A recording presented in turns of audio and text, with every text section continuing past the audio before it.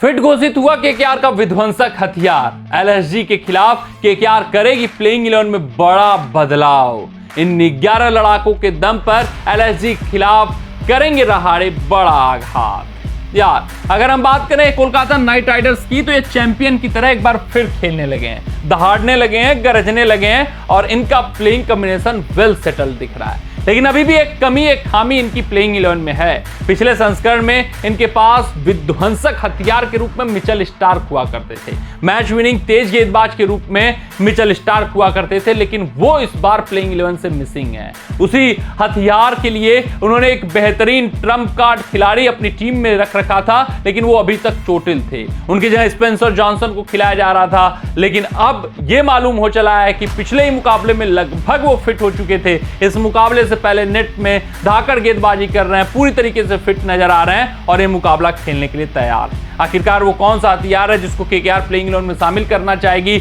अगर वो 100% फिट है? और केकेआर की सबसे मजबूत प्लेइंग 11 ईडन गार्डन पर क्या कुछ खेल सकती है, ये देखते हैं और उसको समझते हैं। सबसे पहले अगर हम बात करें स्क्वाड ब्रेकअप की, आपके स्क्रीन पर है और इसके जरिए हम केकेआर की सबसे मजबूत प्लेइंग 11 दिखाएंगे और क्या कुछ बदलाव ये करने का सोचेंगे वो भी हम आपको समझाएंगे।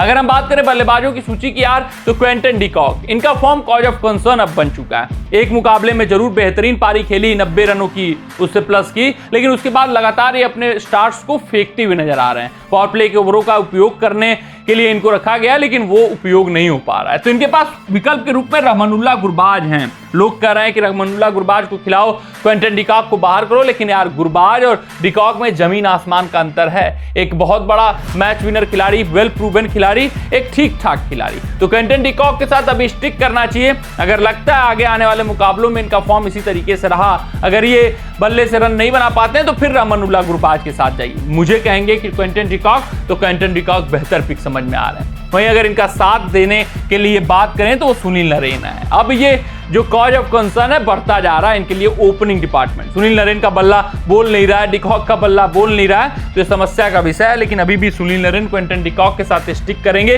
लेकिन इनको थोड़ा बहुत बदलाव करने चाहिए। उनको करना चाहिए कि वेंकटेश अय्यर से ओपन करा सकते हैं, बेहतर पिक आपको समझ में आएंगे और सुनील नरेन को नीचे भेज सकते हैं। वेंकटेश अय्यर अधिक से अधिक गेंदें खेलेंगे तो केकेआर के फायदे वाली बात है।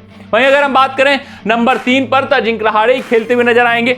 एक बेहतरीन खिलाड़ी, फॉर्म में दिख रहा है खिलाड़ी। जब भी शुरुआती विकेट्स निकाल रहे हैं तो पावर प्ले के ओवरों का इस्तेमाल अजिंक्य रहाड़े बेहतर तरीके से कर पा रहे हैं केकेआर के लिए और अच्छा खासा इंपैक्ट बल्लेबाजी में छोड़ रहे हैं। वहीं अगर हम नंबर 4 की बात करें तो अंकुरिश रघुवंशी, इन्होंने बेहतर खेला है, छाप छोड़ा है। बड़ी पारी मिसिंग थी, लेकिन पिछले मुकाबले में 50 ठोककर वो कॉन्फिडेंस भी पाया होगा। फिर आगे बढ़े, अगर हम नंबर 5 की बात करें तो वो वेंकटेश अय्यर होंगे। पिछले मुकाबले में ये भी खिलाड़ी विध्वंसक दिखा, इस खिलाड़ी ने भी छाप छोड़ा, इस खिलाड़ी ने भी जबरदस्त बल्लेबाजी की और फॉर्म में लौटे हैं। तो ये जो वेंकटेश अय्यर का फॉर्म में आना है, सुनील नरेन और जो Quinton de Kock out of form है उसको कंपनसेट कर देगा। फिर उसके बाद आगे बढ़े तो आपको रिंकू सिंह फिनिशिंग डिपार्टमेंट में दिखेंगे, आंद्रे रसेल फिनिशिंग डिपार्टमेंट में दिखेंगे और रमनदीप सिंह फिनिशिंग डिपार्टमेंट में दिखेंगे। हाँ, form cause of concern Andre Russell का है। रिंकू सिंह भी लय पा चुके हैं पिछले मुकाबले में, लेकिन आंद्रे रसेल ये अभी तक लय नहीं पाए हुए। पिछले मुकाबले में बल्लेबाजी नहीं आई थी, तो खास रहेगा इनका बल्ला अगर बोलता है तो केकेआर टीम और भी सशक्त हो जाएगी और भी मजबूत हो जाएगी। अगर हम गेंदबाजी विभाग की बात करें तो इनका वेल सेटल तेज गेंदबाजी यूनिट दिख रहा है। वैभव अरोड़ा, हर्षित राणा दिखेंगे। स्पेंसर जॉनसन से भरोसा खोकर इन्होंने मोइन अली को खिलाया था, लेकिन अब एनरिक नॉर्किया, इनके बारे में अपडेट आ रही है कि पिछले ही मुकाबले में लगभग फिट हो चुके थे, लेकिन खिलाया नहीं गया। अब ये जमकर नेट्स पर गेंदबाजी कर रहे हैं, जैसे बुमराह नेट्स पर गेंदबाजी कर रहे थे वैसे एनरिक नॉर्किया गेंदबाजी कर रहे हैं, धाकड़ अंदाज में गेंदबाजी कर रहे हैं और इनके खेलने की उम्मीद है। तो एनरिक नॉर्किया प्लेइंग 11 में शामिल हो सकते हैं, मोइन अली प्लेइंग 11 से बाहर जा सकते हैं। एनरिक नॉर्किया के रहने से क्या होता है कि 1-2 गेंद, फिर उसके बाद पूरा गेम मोमेंटम केकेआर के पक्ष में आ जाएगा। फिर इनका बेहतरीन हथियार वरुण चक्रवर्ती तो है ही है, जो सुनील नरेन के साथ ऐसा कॉम्बिनेशन बनाते हैं कि जीतना तय हो जाता है कोलकाता नाइट राइडर्स का। तो इस पर एनरिक नॉर्किया की वापसी हो सकती है। एक टैक्टिकल ये मूव बैटिंग ऑर्डर में कर सकते हैं कि वेंकटेश अय्यर को ओपन कराकर सुनील नरेन को नीचे खिला सकते हैं। तो ये केकेआर की सबसे मजबूत प्लेइंग 11 दिख रही है। आपके स्क्रीन पर कुछ इस प्रकार होने वाली है। Quinton de Kock, Sunil Narine open कर सकते हैं। अजिंक्य रहाणे 3 पे, रघुवंशी 4 पे, 5 पे वेंकटेश से ओपन कराया जा सकता है। 6 पे रिंकू, 7 पे आंद्रे, 8 पे रमनदीप, 9 पे अनिक नौटिया, 10 पे हर्षित, 11 पे वरुण चक्रवर्ती और 12 पे वैभव अरोड़ा खेलते हुए दिखेंगे। कमेंट सेक्शन में कमेंट करके बताइएगा कि आपको ये प्लेइंग 12 KKR कैसी लगी। मिलते हैं आपसे अगले रिपोर्ट में, तब तक आप अपना ध्यान दें, सुरक्षित रहें, स्वस्थ रहें, मस्त रहें। जय हिंद, जय भारत।